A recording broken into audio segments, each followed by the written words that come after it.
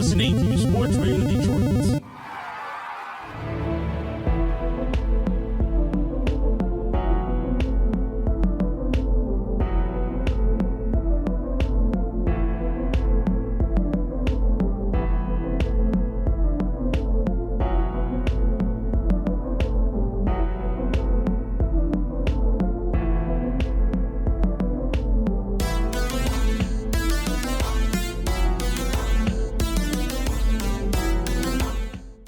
Welcome to Grave Discussions, the only true horror podcast on the air. I am your host, Barnabas. Shots fired, and I'm your co-host, Samael. Oh yeah, you gotta be confident. That's how you stay, relevant. Well, if I'm an amateur boxer in the 30s, I'm not gonna 60s? Is it 1960s? Yeah, I'm not gonna call out Muhammad Ali, So Yeah. No, I feel you. I mean, but I think that we're definitely one of the best because we actually talk about relevant shit and analyze, and we're passionate about it. Well, yeah, and we kind of expand upon stuff other people won't talk about. That's why we're an hour long. Yeah. Most of those guys, they stick on there for 30 minutes. They're like, all right, guys, I ran out of brain. Yeah. So they're premature podcasters. You guys should take some Podcastra. That's You get it? Like Viagra? I got it. All right, cool. All right. That's cool. I got it. So today's episode is going to provide a lot of good content. We're going to talk about some classic movies. But we're also changing things up just a little bit because we're going to have to say goodbye forever. Rest in pepperonis. Rest in feces. To one of our segments. The terrifying trailers. Yep. So, I don't know why it took me 13 episodes to realize that if you guys aren't seeing what we're seeing, it's probably not going to be very exciting to you. Yeah, and we're probably like asking you to pull up YouTube as you're driving home to watch the trailer. So I hope none of you did that. If you did, then I am ashamed of you. I hope you did it and didn't get caught. Oh. Because it's not illegal unless you get caught. That's true. As with most things in the world. So. Yep. Arson. That's a big one. Not relevant to anything. That's kind of that's a bigger one for sure. But yeah, we're not gonna do the terrifying trailer anymore. But we still want to keep you guys up to date with new movies, new trailers, all kinds of stuff like that, because that's what's interesting right now in horror. No more trailers, but also, hey, here's this trailer. Yeah. Except we're not gonna talk to you about it. We'll let you know what's out. So speaking of which, we've got some exciting news today. This is probably that's so mean. I don't know. It's exciting for me because honestly, fuck this show. You want to see? Well, yeah, because it's about to die. I'm happy about that. No, offense. Fuck you. Yeah, no, I agree. So, The Walking Dead, which has been on the air forever, as many of you know, I'm sure. Listen, I love the comics. I'm a fucking Walking Dead comic fanboy. Okay, and that's long as shit, but it's interesting. All the characters are relevant. The story is actually good. The gore and all that shit is in there. I mean, it doesn't help that The Walking Dead on AMC is not really rated 17 plus. I don't know. I don't really care for that at all because the show is about fucking zombies eating people and you're trying to survive in this post-apocalyptic world. Yeah, now it's not even about the zombies anymore. It's what kind of crazy ass motherfuckers are we about to run into today? I mean, I guess it's realistic, but to be fair, it's not like a zombie show anymore. You know what I'm saying? They kind of ruin. You know what's fucked up? Walking Dead ruined zombies for me. I don't watch any more zombie movies that come out, and I'm not interested. You told me to watch Wreck, and I don't want to watch Wreck because it's a zombie movie. I mean, I wouldn't call it a zombie movie per se, but no, I know what you mean. But you feel me? You kind of get burnt out on it. I'll fucking take Return of the Living Dead over that part 2. Oh yeah, for sure, absolutely. But I mean, The Walking Dead in and of itself is really kind of more of a show about the people. The zombies are just kind of there. Yeah, and that's what I didn't like about it. It wasn't even it was about the zombies up until Shane died. Yeah. And then we got into it with the governor and Negan and all these hill people. I'm so sick of I mean, but think about it realistically though. If you were in that situation where it's a fucking zombie world, after a certain point, you'd be worrying about like people as well as zombies, because you have to try to survive, like, you know, by any means possible. You think through like and here's like a flaw in like zombie movie logic. You would think with like the changing seasons, summer hot as fuck, and then winter cold as fuck, these things would just break apart after a while. No. Zombies? Well, just because they all keep dying. No, but they would just break apart, bro. Like flesh can't just. Yeah. Like listen, it's not very scientifically accurate. Okay. That's what I'm saying. They're zombies. I mean, once the seasons pass, the zombies would be gone. Like, you just need 1 year-round season pass, and that's it. Anyway, not to get too deep into zombie movies, but we didn't even cover what fucking happened yet. So Andrew Lincoln is leaving The Walking Dead, and thank God, because, like, his acting is too good to be stuck on that show saying the same shit over and over. I'm not surprised. End it, bro. That's all I gotta say. Well, listen, spoiler alert. In the comics, he is still alive, and he's still the main character. He got fucked up, though, but he's still the main character. So they're already going to divert from the source material so heavily. They're actually thinking about getting the guy who plays Daryl to be like the main character. Like, they're offering him a shit ton of money to stay on to be the main character. And that isn't The Walking Dead anymore to me.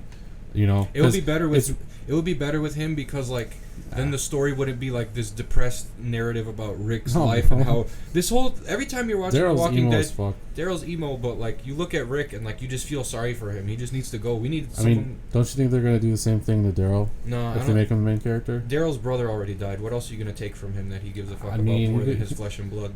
I don't know, bro. We never really like get that deep into him as like a character. So. We might now, though. That's what's gonna suck. Yeah, exactly. So him being the cool, quiet dude that just like hot-headed. That's what was cool about him.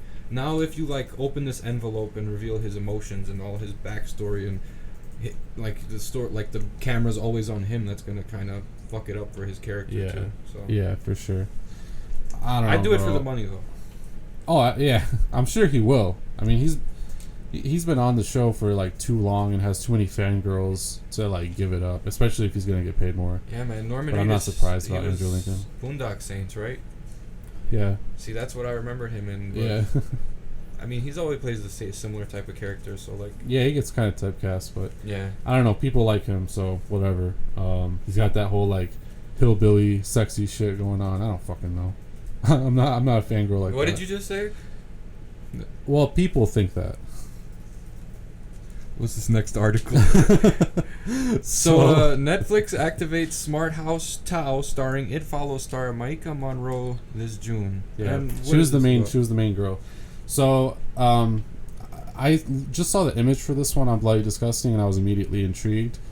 Yeah, let's talk. So basically, there's a new sci-fi thriller called Tao coming out, starring the main girl. I forget her name from It Follows. It's got Ed Skrein from Deadpool. I think I know who that is. And, of course, none other than potentially the greatest actor of our generation, Gary Oldman. He had movies way before us. Oh, my God. You know who's our generation? Who's our generation? Brad Pitt. Brad Pitt's been out... I mean, yeah, Gary Oldman's a lot older, but Brad Pitt was, like, a little before our time, too. Yeah, but recently, like, in the early 2000s, when movies started becoming, like, super mainstream and super well put together... Like, a lot better than back in the day, like, cinematography-wise, and, like, acting-wise and everything. Like, Brad Pitt's kind of, like, at the forefront with Leo. Yeah, no. I mean, Gary Oldman is also just, like, severely underlooked and underrated, like, a lot. I mean, he has so many great roles, but... The Gordon one was one of my favorites. I don't want to sound like as they call it, dick rider, but, you know, of the Dark Knight series, but... Yeah. But that's the role he was, like, really good in, you know, when he played Gordon. So, like, especially in, like... I don't know. In both movies, you kind of get to see like what type of person this Gordon is, and I did not even know Gary Oldman was from the UK. Yeah. So I don't know. You hear him kind of slip a few times, but like Gary Oldman's like, yeah, he's definitely. No, they're good at like mimicking American accents, you know. But yeah, he's the goat. He's been around for a minute, you know. But he is in this movie along with those two other actors we mentioned. Tao is like I said, a sci-fi thriller. I don't know how many real like horror elements there are going to be, but it's so general now. But it follows one street smart grifter, Julia, played by Maika Monroe, who's like kidnapped and held hostage by some dude doing like some kind of like an experiment, and he's created this house, I guess, that's called Tao. is basically like a super house. Like it has its own AI and shit. You know, that sounds terrifying. Yeah. And she gets trapped in there, and she has to like fight it basically to try to survive and shit. That's not really horror. Yeah, like I said, it's so general that, you know, even in sci-fi, some people. I mean, if it features people getting like slaughtered and shit, then that could be a little more like horror-y. But then The Godfather was horror. I mean, I don't know. It didn't really feature anything like futuristic or weird or whatever, though. I know. I'm just saying, like, it's just. Yeah, I don't know. I don't know how I feel about these sci-fi movies. Like, I usually don't care for them, you know. So I don't mean to sound like a dick or anything to like sci-fi fanboys or nothing, but I don't know if I would really call it horror, but it kind of falls into, you know, some of that realm. So I get it. But anyway, Alien kind of does. Oh yeah, well, Alien's a fucking monster, you know. Predator's so like an action horror, so that's still horror. Yeah, that's fair. So be on the lookout for Tau. It will be streaming on Netflix. Starting June 29th. So that's actually not that far away. It's like a month away. So if you're a sci-fi fan, be on the lookout for this one. I think it sounds pretty good. I think I'll check it out. I mean, it's interesting because I don't think anyone. It reminds me of like Cube, you know? Yeah. I love Cube. See, even with that, you might, you know, not really consider that like horror, but anyway. Oh, this shit looks dope. We're gonna move on. I don't know if this is like actually the character, if this is something else. It looks like an action figure.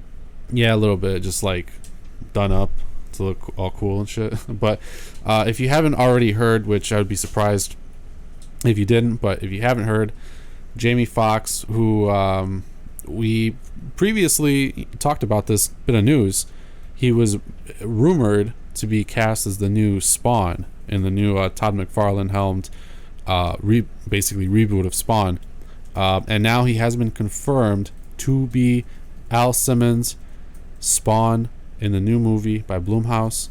So I mean, I guess you were right. Like he can do it, and you know, now that I kind of like think about it, I do agree with that. I think he's like the perfect person to do that. Yeah. I think this is gonna be like really good. Plus, it's, you know, Blumhouse. Yeah, they have been doing really well lately. So I'm not gonna lie, those are like the that's like the pound for pound champion of horror movies right now. Yeah, I would probably agree with that for sure. They still got Ghost House and, you know, but in Dimension films, but you know, Dimension films isn't strictly horror. So, but I'm excited about this though because the article states it will be going for a strong R rating, but kind of a low budget, 10 to 12 million bucks. For a movie like this, I'm kind of surprised, but I think that's actually going to make it better because they have to really make it like fucking good for that much amount of money. I like what they're doing. Deadpool was rated R, now Spawn's about to be rated R, so people are going to be getting like really killed and like heads flying off. Not like the Batman movies where like you shoot someone and they just fall on the floor and there's like no blood and like no bullet holes. Like right. Yeah, no, I know. That I hate that like a lot. I'm always like, why? You know, with like that's the thing about those so many movies, bro. Yeah, so many of these superheroes could literally fucking kill you, even on accident, with their powers and shit. It never happens, you know. Barely ever. Like, really, no villains ever really like die. I guess the Nolan verse isn't supposed to be like realistic, you know. Yeah, no, definitely not. But be on the lookout for Spawn. I know everybody's hype about it, and honestly, we're pretty hype about it. I can accept Jamie Foxx as my Spawn Lord and Savior now, you know. I told you. So, but I'm still trying to reserve a little bit of judgment for when I actually see it. But I mean, I'm not gonna lie. When I found out Tom Hardy was gonna be Venom, I wasn't really excited. Like, I'm a Tom Hardy fan, but like, did you see the trailer though? I'm a fan of like Yeah, I did. I'm a fan of like Lawless and Warrior and, you know, Bronson. But after that trailer, I was sold. I was like, yeah, I think he could definitely do it. Yeah, but like, everyone already knows Tom Hardy, so it's just like, Venom's just Tom Hardy. Like, you know what it is? Yeah, you know what I mean? But I still feel like he has roles in a lot of these, like, not blockbuster type movies, like, not lesser known films, but like movies that you actually look at and you consider like good, you know, like like more indie almost. Even like Dunkirk, you know, he was in that. I liked him in that. I like Bronson. Yeah, Bronson was good. I think that was the first Tom Hardy movie I saw. Oh, yeah. That was a good one. So, be on the lookout for that. Next up, we're going to kind of go back to the sci-fi. We're going to talk about some other upcoming movies, some upcoming trailers, just in case you guys are interested in checking them out. Actually, I will admit I haven't seen either of these trailers yet, but one of these movies is brand new to me and one I already kind of know about. We're replacing terrifying trailers with look at these trailers. Yeah, exactly. But we're not gonna like watch it and shit and talk about it, you know. But one is about, and this is kind of a cool bit of news too, because if you're an 80s fanboy like we are, you'll probably appreciate this. And I have not seen the trailer yet for this, but there's a movie coming out, I think actually this weekend in theaters, called Upgrade, and it's helmed by the very guy that did pretty much like all the big Blumhouse movies, Lee Whannell. Oh, Upgrade! I saw this. I saw a poster for this. Yeah. It's like allegedly like supposed to be horror or something. Yeah, basically. So the plot synopsis essentially. Have you seen Hardcore Henry? Is that a porno or? No, it's a movie. No. Is it a porno? Are you a porno, Samael? Your mom. No, she's not. You take that back. Never. God damn you. I take it back. Thank you. And I give it back too, because Fuck I'm you. generous. Fuck you. Listen to me. You little son of a bitch. No, I'm just kidding. So, Upgrade is coming out in theaters June 1st, actually. So this Friday, and you can check out the trailer for it. But there is a brand new trailer, and it's kind of like an 80s throwback. Basically, it just looks like it's all like old VHS, you know. So we're kind of watching it right now just so you kind of get the feel for it. But it looks cool. Basically, this guy's wife gets killed. I don't know if it's like a hit or something, but she gets murdered basically. Yeah. And the guy is like out of action, like he gets hurt, but something happens to him like technologically. Like he gets upgraded. I assume he becomes kind of like a fucking cyborg or some shit. This is like classic 80s cheese. Yeah, exactly. Look and then this shit. But it's supposed to be like really gory. He just like goes after these guys who killed his wife now that he's a fucking like cyber human, and he's just killing the shit out of them. So I don't know, man. I think it looks pretty good, and this trailer is dope. Like Back to the Future mixed with Terminator. Yeah, exactly. But it's supposed to have more kind of like horror elements. Like it's definitely supposed to be way more like brutal. I think it's just supposed to be a splatter film. That's what probably. I classify. I'm okay with that though. I like seeing those if they're good. You know, if they're not like really shit. A really shit like splatter film is probably like the lowest you can go as a director, you know. Probably. Honestly, like unless you fucking make like a snuff film or some shit, then that's what this looks like. Kind of, yeah, this trailer for sure. So check that out. And if you go see Upgrade this weekend, let us know what you think. I don't know. We're probably not gonna go check it out in theaters, but I do want to watch it. So that's Upgrade. Kind of cheap of you. No, I mean, I'm not saying that I'm gonna like find it. I'm just saying that I want to see it. All right. So whenever I get the chance to see it, I'm probably gonna try to see it, whether it's on Blu-ray or VOD or whatever. You know. I'm sure that's what you meant. It is. How dare you think that of me? What kind of person do you think I am? Terrible. You're right. So this last bit of news here is about a movie called Inheritance. And pretty simple premise. This guy's father dies, and he leaves him like a sizable inheritance. It says $2.5 million. It's a beach house, $2.5 million beach house. And so the guy moves to the town, and he didn't really like know his dad. He's trying to figure out like, you know, kind of what he was about, and he uncovers these family secrets, which I assume are going to be probably paranormal, or like his dad was a serial killer or some shit like that. But everything's like weird in the town. Yeah, it's always something like that. So, but this movie's coming out. I have not seen the trailer for this, but it's just dropped like today, I think. It's gonna be, let's see, who is the director here? Tyler Savage. I've never heard of him, but it looks like it's gonna be starring Chase Joliet. I'm not sure how you pronounce it. And Sarah Montez. Yep. Tim LaBelle, Kate Norby, Dale Dickey, and Krishna Fairchild. Oh yeah, and Drew Powell from Gotham. All right, cool. So it looks like there's a pretty decent cast here.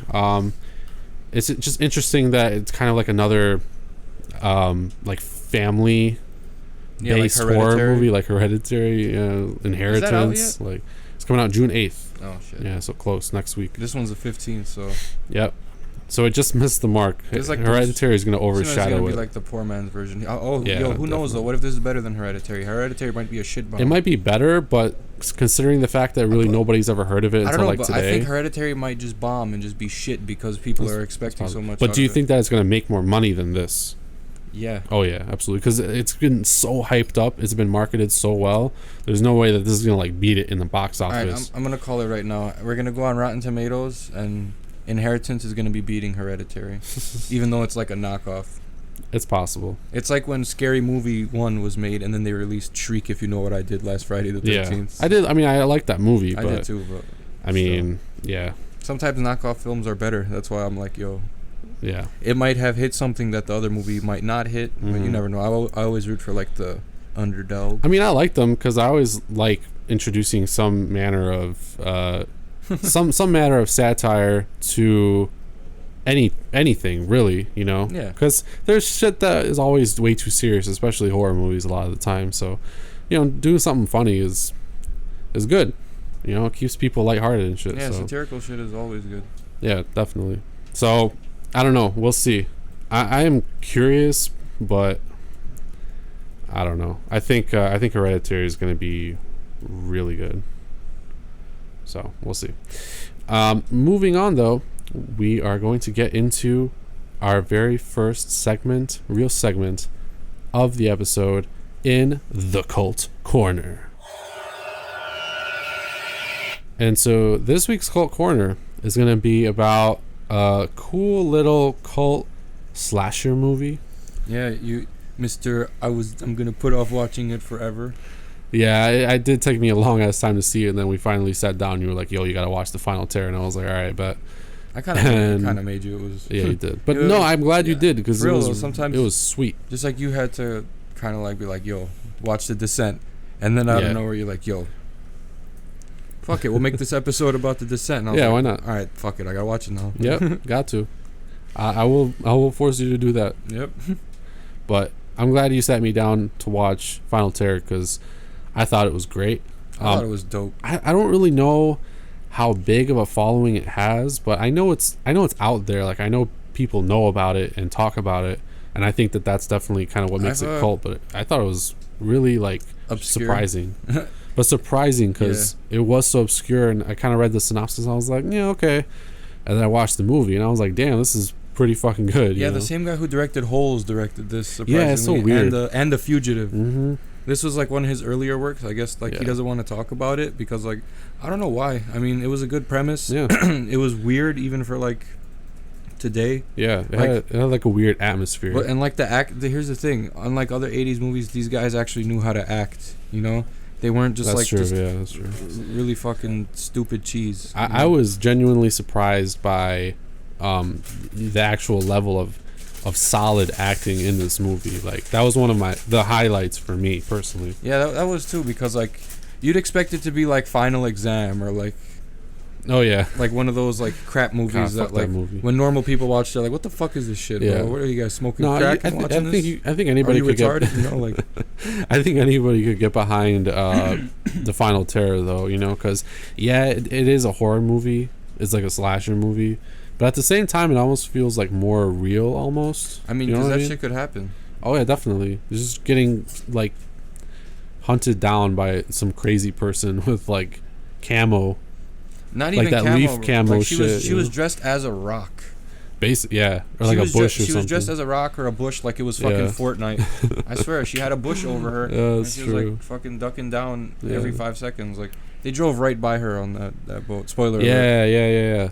I remember that. Spoiler alert. I thought that was sweet though, because we never really like seen a killer like that, which was kind of cool. And like that's back in like 81? Yeah, or something. Yeah, 1980. So. Yep.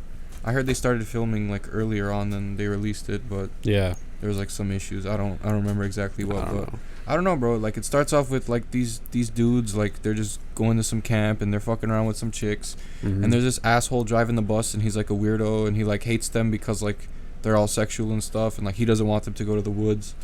And then they go to the woods, they start looking for weed and shit, and like people disappear, and then it really slowly starts to unfold like that something is not right because that kid, what was his name? Edgar?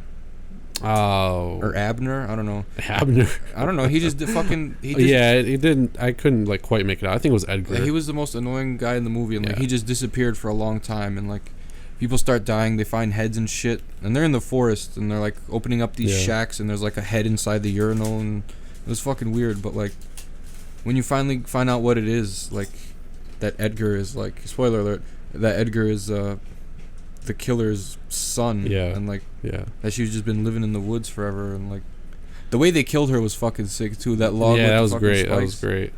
Yeah, I forget exactly what the story was about the actual killer character. I like that they didn't expand on it like a lot, you know, because you couldn't even tell that that's really what it was until like the end of the movie where you're like, oh, okay, that makes sense. He's the kid in the story and at no point that lost his mom or whatever. And at no point did they do that cheesy shit like they do in most horror movies. They didn't talk about the legend, like, oh, what if she's out there? Like, you know what I'm saying? Like, really. they didn't do that shit. They were just trying to survive. Like, they knew that they were being hunted down by somebody or something. Yeah, there's heads you know? everywhere, you know. Yeah, and they're just trying to get out, basically, you know. So they had no fucking idea. It was just kind of mentioned as like, you know, they were chilling one night, nothing was happening, and they were telling each other stories and shit, you know, and it just kind of came up because of Edgar or whatever. And it was like super realistic because like the killer wasn't able to like hunt them all down one by one, and there's a final girl. Like, no, there were a bunch of survivors, but like the few people that got killed, they got like really fucked up. Yeah, they did. Remember the chick at the beginning? She got cut with those can lids. Yeah, that was crazy. I had never seen that. She before. threw a bush with like the can lids at her face and or like branches or whatever. Yeah. Just had them like taped on there, and she got fucking massacred. Yeah, they fucked her up at the end. Yeah, I don't know. Yeah, I was really surprised by it. I thought it was a great little film. You know, it's not like the best horror movie ever or anything, but I liked it for what it was. I mean, it was definitely like a more realistic slasher movie, but what it did do in its like horror elements, it did well. I feel like I think it really did. Like, that's why I said it was surprising, because the whole movie you're going through, and you're soundtrack like, too. Remember that the soundtrack was great. Yeah, it was dope. But the whole movie, you're basically like going through it, and you're like, okay, it's like this killer hunting down these teenagers for whatever reason, right? Like, you don't really know, but you don't really care. Yeah. But she's doing it, and then, you know, things happen here and there, but then when like the first kill comes, or like the second kill comes, they're so like spaced out randomly, just like weirdly, you know. Yeah, because like the dudes went to go get weed, the other guy's looking for someone else, 4 people are sleeping, there's one guy in the lake, like yeah. Yeah, it was, but I thought it was good. But when that happens, you're like, oh shit, you know, like it's actually pretty like gory and graphic. So I liked it. I like a movie that can kind of not really, you know, make you have any expectations at the beginning, and then just really step it up and like show up, you know. Yeah, bro. I didn't think much of it, but I looked at some other dudes that like review like old horror. Like I read some articles and shit, and like a lot of them were saying to watch this film. So I was just like, yeah, people know. All right, I gotta find this. Yeah, it was surprisingly great, and I think that makes it cult for sure. If you just kind of know about the movie and you think that like, hey, you know what, this was actually a good movie. Yeah, and you could find it on Midnight Pulp. It's free. Just be prepared though if you're gonna use Midnight Pulp, because if you don't like get the $5 subscription or whatever, there's an ad. There's a shit ton of ads. I was watching Bird with the Crystal Plumage on there. I thought that was Popcorn Flicks. Was it? Yeah. You're right. Okay, Popcorn Flicks is ass. Midnight Pulp. Midnight Pulp, you still get some ads, but it's not that bad. Yeah. It's not that bad. I still think Popcorn Flicks is dope because like. Oh yeah, they have a lot of great movies, but it's kind of like the movies last a total of 2 hours, just like they do on TV because of the ads, you know. So it's kind of like, dude, like if I wanted to watch like 4 ads every like 10 minutes, I would just fucking buy cable again. I feel you. Like that's how badly I feel about it. Like I've been spoiled with all the streaming services. I like ads because like sometimes I'll be watching a movie and then there'll be a commercial. They'll be like Doritos, and then I just remembered that I wanted Doritos all of a sudden. In that That's moment. what they do though. They sucker you in. No, I always want what they're giving me. They just remind me to go buy it. You know. I'll be like, yo, I haven't had Doritos in a long time. Sam, I don't know if you know how this works. I do. It's like the opposite of how it should be. No. You should be like, fuck these commercials. I'm not letting you persuade me with your subliminal messaging and shit. I'll be like, fuck the subliminals. I'm getting 3 bags of Doritos because you just reminded me that Doritos exist. And then you make them money by doing that. And then there's more Doritos in the world, and there's more fat kids. You're the direct cause of obesity, Sam. Not me. Yes, you are. I used to be fat because of Doritos. I know me. I still am fat because of Doritos. Yeah, but see now whose problem are you like projecting onto him? Like, see, let's move on. He was hating on me for liking Doritos, but he's the one with the problem. When I start eating ice cream, I just can't stop. I mean, that is how it be though, for real. So, yeah, I don't know. Any final thoughts on The Final Terror? Watch that shit. Definitely, I agree fully with that. Right now, though, we're going to move on to our main segment of the episode, and we're going to be talking about Candyman. Candyman. Candyman. Candyman. Okay, all right. Yeah, chill. It's a good thing I'm not looking in a mirror, right? That was almost 5, bro. You really trying to... I was about to get us all fucked up. Right? Some crackhead was about to come in here and start There's no mirror, though. You got to look into a mirror. There's a mirror right over there. I wasn't looking into it, though. But he might come out of that bitch. It's still in the fucking room, bro. That's true. If you're at Crystal Lake, but you're not in the lake, is Jason gonna kill you? Probably. Yeah. You like that logic? Right. You're right. No, that was good. That was a good argument. That was great. For sure. So Candyman. Let's talk about this movie. So, what do you think about Candyman? You just saw it like last night, not for the first time, but for the first time in like a year. Yeah. I watch it at least like. It's a classic. I always watch it. I'm not gonna lie. Yeah, you have to watch it. If you don't watch it, I mean, it's equally as fucking unsettling as ever. Yeah, no matter how many times you watch it, right? Every time you're like, oh shit. Because everything unfolds slowly, and you start to think that the chick's crazy, but then like, you know, yeah, it throws you off. Because you see, it's like. At first, I was kind of like disappointed when I first watched it when I was a kid. You know, when that fake Candyman came out. Yeah. And I was like, this is a crime movie. Candyman's about a guy, a real person who beats people up with a hook. Yeah, you're disappointed, right? And then some dude comes up on her and, you must keep me alive. Yeah. Like, I don't know, man. It was just fucking weird. I loved actual Candyman. Like, I think Tony Todd was the only person for that role. And there's actually interesting like snippet. Did anyone else ever play him? I don't think so, actually, but there were people who were supposed to play him, and I'll get into that. But for those unfamiliar with Candyman, first of all, familiarize yourself by watching it. But basically, the movie is about an urban legend that is particularly prominent in basically the urban area, the impoverished area of Chicago. Yeah. I'm not sure actually what year this movie like takes place in, but it came out in 92. I assume it'd be like the early 90s. So I think if any of us are familiar with any kind of, you know, urban area, with the community, with the politics, with all that stuff, then you'll feel like you relate to this movie almost. That's how we feel growing up near Detroit, you know. So but basically there's an urban legend about this guy called Candyman, and he was a former slave who fell in love with a white woman, and I believe he got her pregnant. Was that right? Yeah. And then but it was like during the middle of the Civil War, so you know how those things go. He was lynched, and now they cut his hand off. Yeah. And they covered him in honey, and they just like, and then bees started like jumping on him, and he just they killed him. Yeah. Basically. So now there's this whole legend about that person who became Candyman, who has this like hook stuck into like the stub of his arm, and he's got bees flying inside him and shit like that, and he wears like this weird coat. I don't even know how to describe it, but he has that trench coat. That black trench coat. Yeah. And it's particularly prominent in this urban area of Chicago, and there's a lot that can be said about that. But essentially, this graduate student learns about the urban legend and basically just goes into it and does research about it. But she falls into the trap of saying his name 5 times in front of a mirror, which is supposed to summon Candyman. And guess what?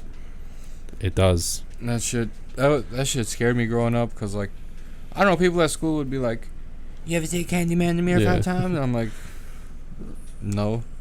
You want to try it? No.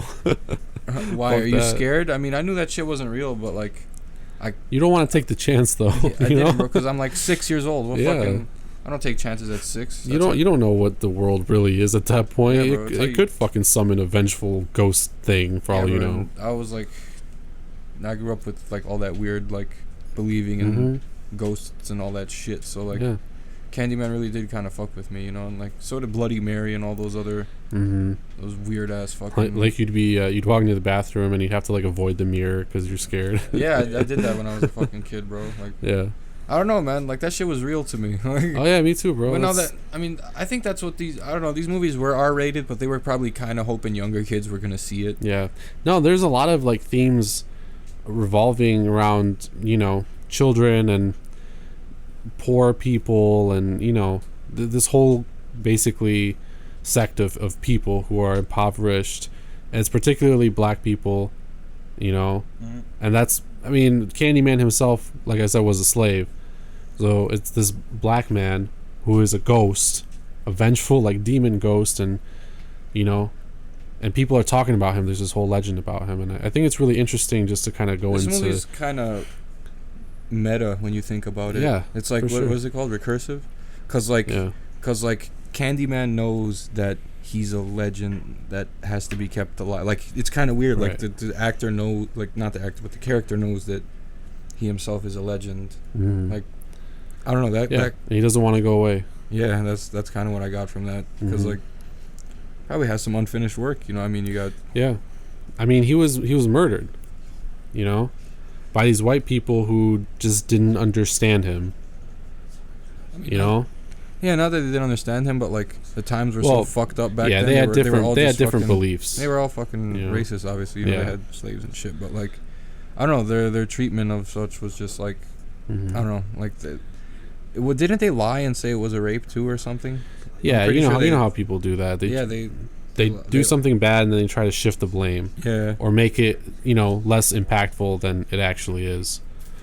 So, I don't know. But there's definitely lots of themes in this film about race, about, you know, the economy, about being poor, about not having access to anything. And I think the whole legend of Candyman and really urban legends in general, like myths, tall tales, you know, those are meant to evoke something in people. They're supposed to scare children so that they behave properly. You know, exactly. Those are really the things, yeah. They teach people, like, don't be a fucking asshole. And it was like, you know, hey, if you... Like, because, like, some things are urban legends, but some things aren't. Some things are really real that these urban legends are based off of.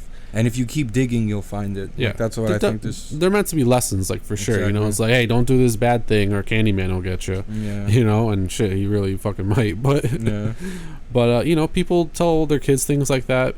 People who don't know any better, people who are kind of ignorant, you know, even not children, but just people in general, you know, they will be afraid of things like that in order to feel a certain type of way, like, oh, if I don't behave in this way, then Candyman won't get me, you know, I'll be okay, maybe I'll get out of here one day, you know, etc., etc.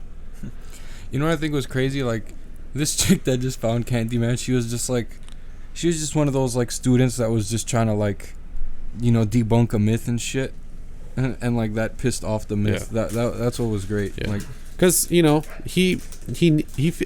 I bet Candyman feels like he needs to be there. Yeah, he even says, like, he felt obliged to come. Yeah. Like he had to tell her, like, yo, stop fucking with my legend. Like, that's not something you should do, because these legends have, like, lessons to tell. Exactly. And if you debunk them, that kind of devalues them completely. Right, exactly. So Candyman's the protagonist, in my opinion. That's interesting. I could kind of agree with you a little bit there. I mean, he is what he is, and he knows what he is, you know? He knows that he's a lesson. He's something to be afraid of for these people, that maybe they'll be able to escape their situation, you know, shit like that. And that's why he wants to stick around. And maybe he likes the power. I don't know, you know? I don't think it's the power. I just think, like, he doesn't, like, want people to fall victim to anything. Like, Yeah. to be, like, conscious about their choices and stuff. 'Cause, like, To be like him, basically. maybe not like Or him, end up but like him, rather. to not end up like him. Yeah. Yeah, not to be like him, you know? Yeah, I'm sure he was a good person in his no. actual life. So I didn't mean it like that. I mean, but no, like, when not he was, to I'm die saying like when he's him. a ghost. Like, Yeah. that's when he, like... Right. Yeah, don't... He had to turn into something else, though, so that, like, people would, like, remember that lesson. And yeah. what she does by trying to debunk it, like, Yeah. she just completely, like, disregards it and says it's all a bunch of nonsense. It's just fake. There's no reason to it. When Yeah. it was this movie was like super meta. Like, I would Yeah, say. and like, you know what I even just thought about, like his existence as this like wraith basically kind of, you know, helps people to remember. Like, he's like, you know, basically, like, I don't want you to forget that racism is a thing, that slavery was a thing and still is, you know, that prejudice is still, you know, rampaging throughout the whole world, basically, you know, no matter like what your skin color and shit. Everybody just hates everybody who's not them. And it's not like, and it's not portrayed like explicitly in the movie. You kind of have to pick up on it by, you know, like what the setting is, you know, like the Cabrini Green, like housing development, like that entire area is so bad. Yeah, it was. You know, like it's all fucking busted up. Everybody in there is poor. They're like sleeping on mattresses and shit. You know, Like some of them, some of them are getting by. He's like, they're poor. They're sleeping on mattresses. I mean, I sleep in the throne room. Like, where the fuck do you sleep? You know what I mean, though. Yeah. And you know, some people are getting by, but in general, it's this really like poor neighborhood, this poor community, and everybody sticks together. That's why the legend of Candyman is so prevalent, right? Yeah, because people know each other. Like, that's all they have is each other, and they get into their heads like that, you know, telling these stories. You know, they try to raise kids there. They try to make them be better than the parents are. You know, shit like that. So they had to, like, yeah, you know, you think Candyman was fake when he came back as a ghost, but because of like people's like belief in him, he just grew into it, because he never kind of like a god almost, in a way. Yeah, you know, people believe in him. They have faith in his existence, and that's how it is. So I think that's really interesting. I mean, I don't think Candyman's like a god or whatever. You know, it's not completely clear like what he is almost. I think he's like a poltergeist. Yeah, just like a really like wrathful, like vengeful ghost. Yeah, like, you know, but he can still kill you. Right? Would you classify him as a demon? I haven't seen anything satanic from him at all. No, I mean, you know, he got lynched. He died. You wouldn't really come back as a demon like that. Demons have to possess you. He came back as like a ghost, as a, you know, a really angry ghost that is there to teach you a lesson. So that's how it is. So I like all those themes, but they're not super like in your face. Like, you kind of have to pick them out. Like, if you know anything about growing up in a poorer neighborhood, you know, like, you'll pick things up easy. Like, you'll understand why Candyman is what he is, right? Oh yeah, once you see the fake one, you realize kind of like what they were doing. Yeah. But I mean, apart from the narrative, apart from the themes, like, what were your other like favorite parts about this movie? I like the score and like the moments where like nothing's really happening for a minute, and then once he pops in, the kills are like really dramatic. Like, what was her name again? The main character, Helen, I believe. Yeah, when Helen and her friend, like, it was her best friend, she was at her house, and then Candyman popped out and like killed her right in front of her, and then like she was getting blamed for some stuff, and like it just basically ruined her life. Yeah, like that's what I liked about it, because it was like she almost like practically went insane. You know, it was a legit horror movie, but it was also like psychological horror. You know? Yeah, definitely. Like deeply rooted psychological horror. It makes sense though, because it was actually based off the short story "The Forbidden" by Clive Barker, and you know fucking Clive Barker. He's a nut house. Well, like, here's the thing with like, was it Helen? I keep forgetting. Yeah, Helen. Was it Helen? You sure? Yes, Helen. I am sure. Helen Lyle. I didn't care about her name. Oh, I know the blonde one. Like, yeah, I know. So like, I don't know. Like, she should have just picked another topic for her fucking. Yeah, right. Like, oh, I'm gonna cover this urban legend with a fucking murdering ghost and shit. Like, what?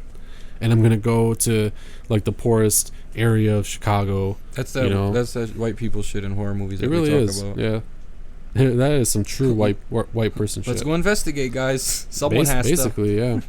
But yeah, I agree. I mean, I even thought the cinematography, the whole atmosphere, everything about it was really kind of unsettling, you know, just because it felt so real, like all the time. Cause shit started like slowly happening. Like they just kind of like build the suspense with like the dramatic score as she would be like walking from location to location, and then like she would have like that parking lot scene when she was in the parking structure and she saw him finally, and like that's what I remember from childhood. That scene, like that scared the shit out of me. I definitely remember the bees, and I remember the bathroom scene pretty well too. At the beginning where he kills the dude's girlfriend upstairs or whatever.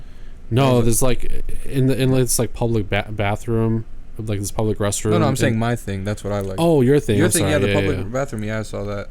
Okay, I kind of remember what you're talking about. I don't know, just like this. The whole setting too was like you said, in the urban area. It looked like run down. It looked depressing, and then like here you have Candyman. Now he's real, and then like you just see Helen's life is just doomed after like she gets accused for like all these murders and stuff. So like she just got mixed up in something that she shouldn't have been mixed up in, just like the people who killed Candyman. Yeah, you know, like I mean, if you kind of look at it like that, I think that's totally fair. Yeah.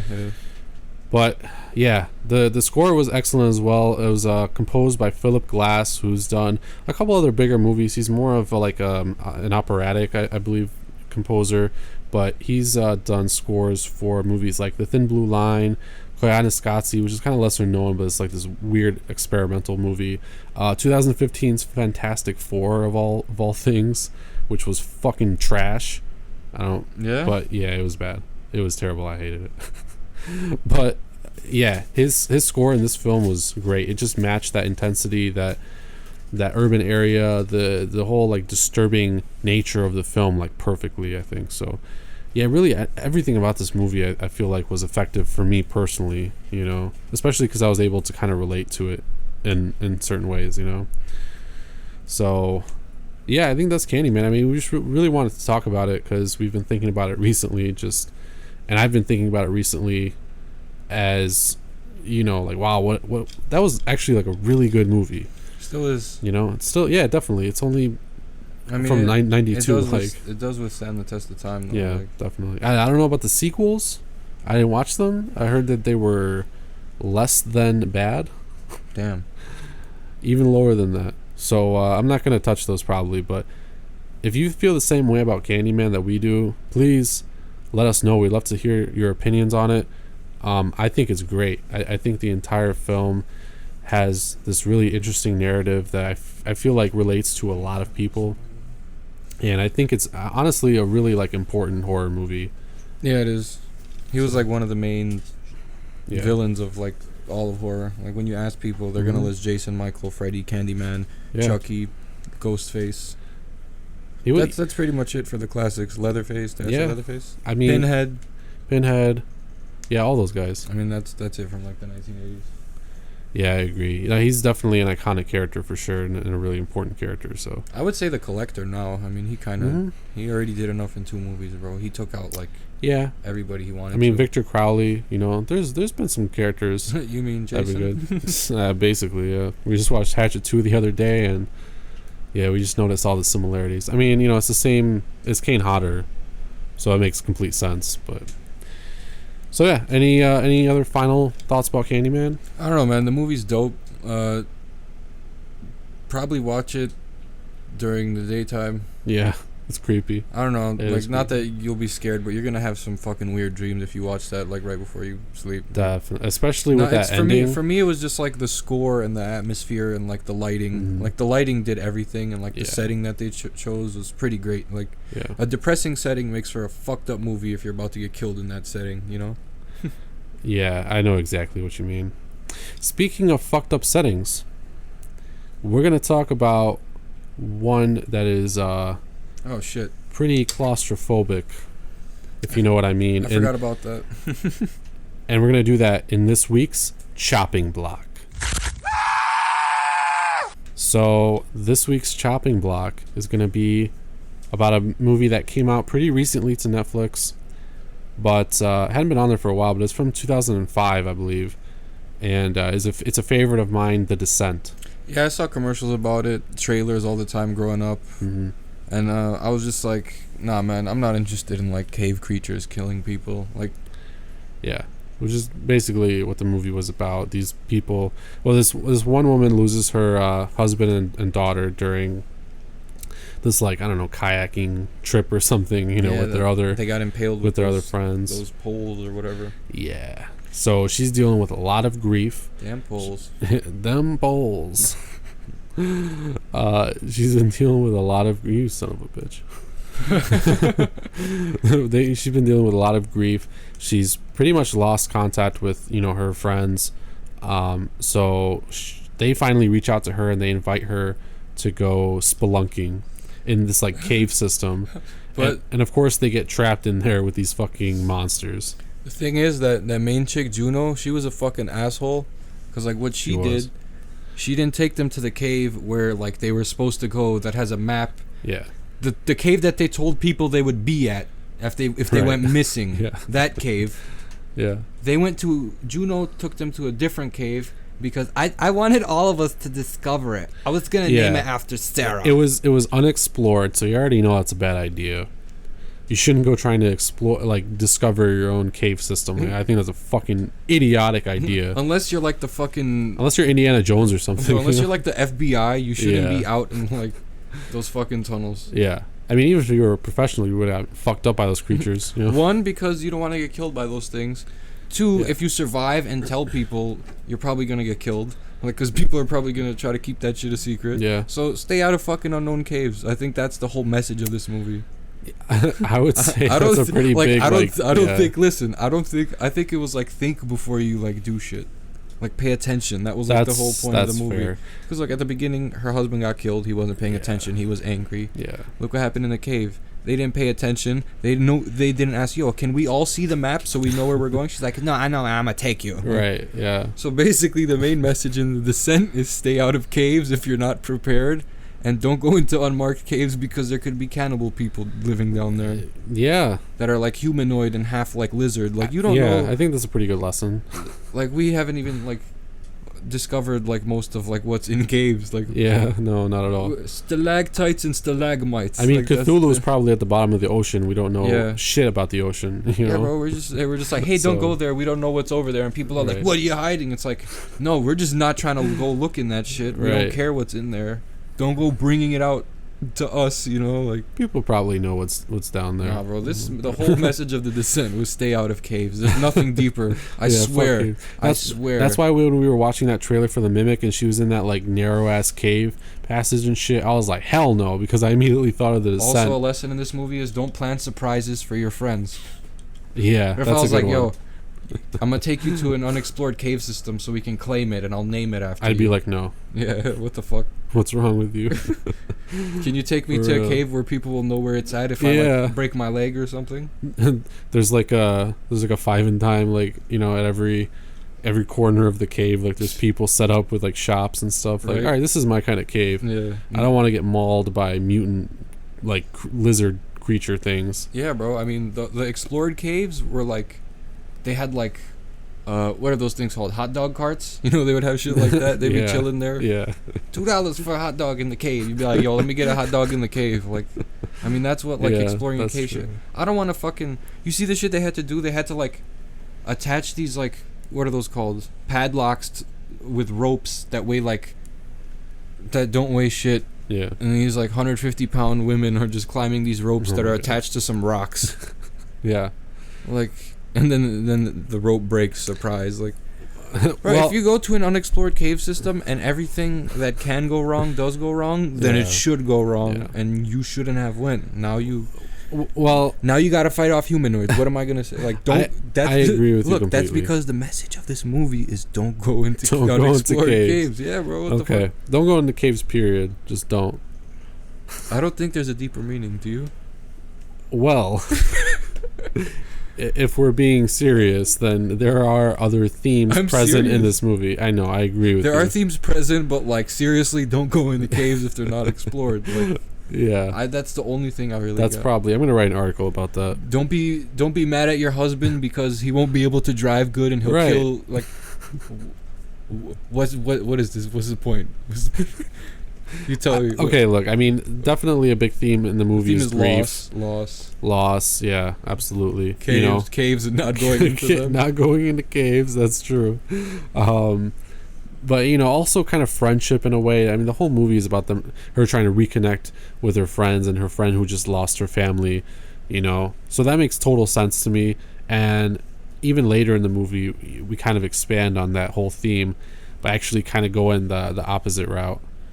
And so I liked that aspect of it. I thought that was interesting. I'm not going to spoil what happens, but it definitely, shit happens to really test their friendship, like to the extreme. And so I think that is a really interesting theme to me, at least definitely to see in a horror movie. Like, we always see groups of people, groups of these like kids, but the whole like theme of friendship, I feel like, is never really explored that much. So it is pretty heavily in this film, and I think that is definitely very interesting. How strong is friendship? When you go into a cave you're not supposed to go into. I think that was I do think the main theme is to not go into caves. Am I shedding period, especially if they're unexplored. Am I shedding any light? Yeah, bro, you're like a prophet. I swear. You're a fucking prophet. I've seen this movie like 6 times and I never thought about that. I mean, obviously I thought about that, like, maybe they shouldn't be going to this fucking unexplored cave and shit. Then you get really old and you're like, damn, I probably should go into caves. Like, no, man. I don't know, man. No, I'm never going into a cave. No, fuck no. Hell no. I don't care if there's like ice Especially cream. not with my fat ass. I couldn't even fit through some of those passages. Remember that Why one? climb up here? You're joking, right? You remember that one like really like circular, like narrow ass passage that one woman had to go through? Sarah, right? yeah. Sarah, yeah. When Sarah got stuck and she started hyperventilating, I started getting scared. I was like, yo, you're the main character. Dude. You've been through all this shit. You can't fucking die. Are you serious, man? Like, I couldn't even get my ass through the opening, so I'd be dead. Yeah. Just from the get-go. I wouldn't even go down there. I'd be like, fuck this. I bet she was in there like, man, why did I go down in this cave? Probably. Hell yeah, I would be the same way. It's a recurring theme, you see. Yeah, don't go into caves. That's it.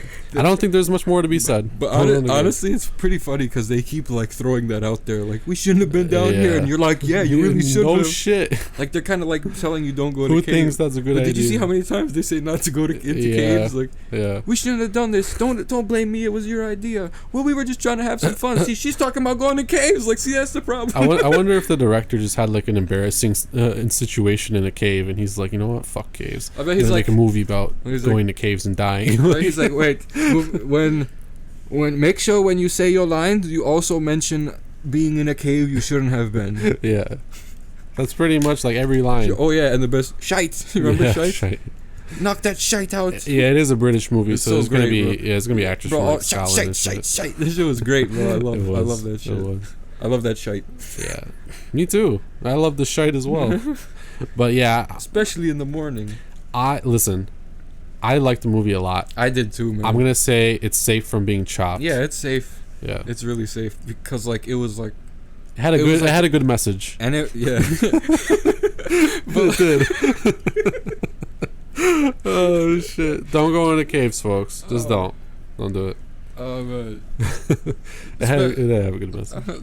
Seriously, every movie's like, yo, don't go to caves. Yo, don't go to camps where people got drowned because they were bullied. Because the dude's gonna come back and kill you. Yeah. Yo, with a machete. Be nice to the weird kid. Mm-hmm. Yo, don't go to that cannibal farm, bro. What's wrong with you? Yeah, like don't. First of all, I don't know why you would go to any farm. This movie, except like, a petting like this movie wasn't really different from like other like monster movies where it's like, yo, don't go over there. There's things over there. Yeah. But no one warned them. But like things just start happening to them, and these humanoid things just happen to be down there. I think there are other explorers that got stuck down there for years, and like now they're just like. Oh yeah, I think that's what it was determined to be. You know, like people get lost just like the women did, like the group of women, right? And at first there weren't any fucking monsters, like mutant things to catch them, so they became that. And anyway, I like the movie a lot. I definitely say if it's on your list, go check it out. It's actually one of my favorites, honestly. I really like it a lot. It just makes you feel so claustrophobic, right? Yeah, man. Like so enclosed. And I don't like that shit. Yeah. I don't like being like. That's scary. Especially with monsters. Like, yeah, just don't go into caves. That's it. I think so. So yeah, The Ascent, definitely safe. Go check it out. And you're gonna probably rewatch it because I know I am. Most likely. I mean, there's a lot of shit that happens in that movie. There's betrayal. Yeah. There's accidental betrayal. It talks about insanity. There's overconfidence, like when that chick was like rushing to the light and survival. Yeah. Just trying to do whatever it takes, anything possible to survive. I think just being in a hard situation will like bring about your true friendship. Yeah, and your true self. Like you'll see how strong you really are. Like I'll never leave my friends in a cave. That's fucking crazy, bro. I don't know how like these are supposed to be people like you care about. Right. Like, I don't know, man. But go check it out. Definitely worth a watch. And I think with that pretty much wraps up the chopping block. Just to have a couple final things to say. If you like the episode, of course, go check out the rest of our stuff if you haven't. Follow us on Facebook, Twitter, Instagram. We have all those grave discussions. And we're also thinking about expanding a little more into the world of video, which we've done some Instagram videos and shit, but we were really considering going on YouTube and doing like our own little segments, like these little 5-minute review kind of things, just of whatever movies we end up watching. I gotta find every segment. If we make a video, I'm gonna wear a different mask, and okay. Me growing up, I had all those masks. If you can find your ghost face one, and oh yeah, I probably still have that. Yeah, maybe somewhere. Dude, that was when we like started hanging out. We were 7 years old when we both ran into each other. Yeah, with like the masks on. Yep. Yeah. They know this story. Yeah, maybe. I think that'd be a good idea. But let us know what you guys think about it. I mean, if you'd like to see some, little 5-minute videos of us just kind of talking about reviewing a movie we've seen. We'll do quick reviews, probably of like movies that we each individually think are dope, or together if we agree on it. Yeah, I'll probably check out like whatever Blu-rays I get or something, or whatever is streaming that's new. Do you want to borrow offerings?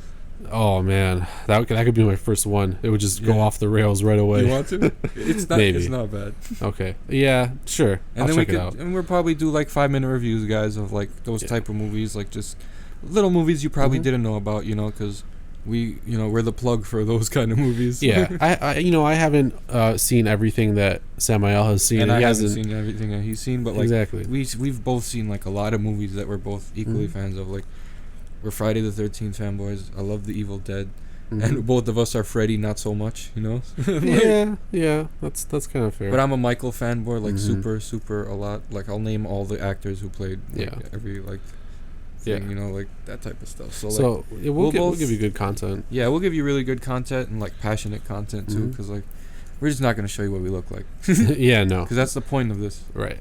Anonymity, but not anonymity, but like. We're trying to show you what we love, like, and we're gonna portray that through these masks. Yeah, exactly. And I still got them, and I'll. Yeah, and I think I'll that's definitely a good description. Yeah, I still got 2 Michael Myers masks that I let 2 friends borrow, and they're both the Halloween 2 masks. Oh yeah, nice. One's the one with the bloody eyes. I like that one. The other one's the normal one. Cool. So we could like swap those for episodes. For sure. Like, yeah, definitely. Good idea, guys. Let us know. Yeah, let us know what you think, and if there's something else that you'd rather see like videos from us about, let us know that too. We don't have to do reviews. We could talk about horror games.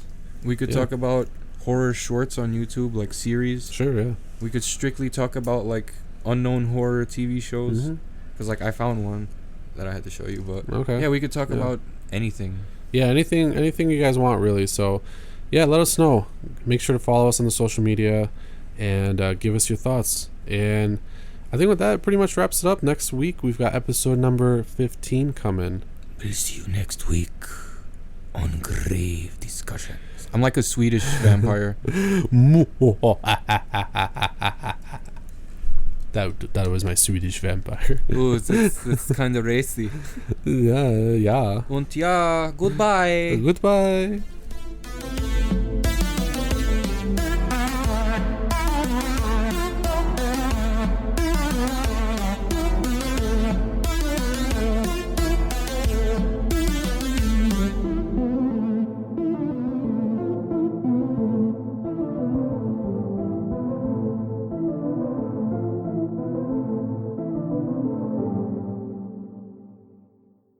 This has been an SRD production.